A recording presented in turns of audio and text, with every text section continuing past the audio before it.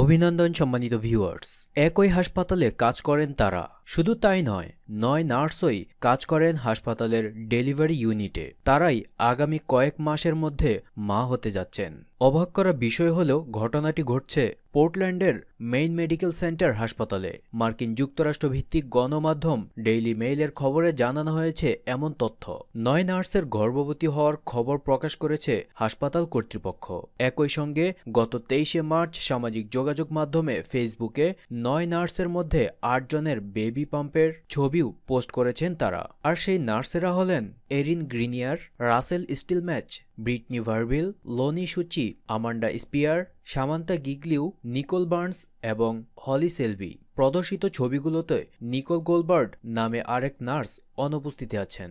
হাসপাতাল কর্তৃপক্ষ জানিয়েছে ৯ নার্সের প্রত্যেকেই হাসপাতালের রেজিস্ট্রারকৃত নার্স।